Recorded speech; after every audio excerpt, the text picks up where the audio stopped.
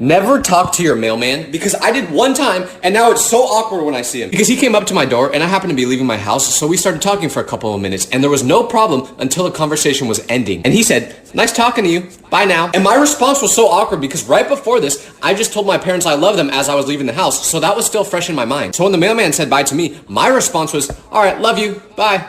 I didn't mean to say I love you. I said it out of habit, but it's ruined my life now because every time I see the mailman walking in my neighborhood, if he makes eye contact with me, he literally turns around and walks the opposite way, or he makes sure to go on the exact opposite side of the street so we're not close to each other. So I know he's avoiding me. So to my mailman, if you're watching this, please stop avoiding me, bro. It was an accident. I need my mail.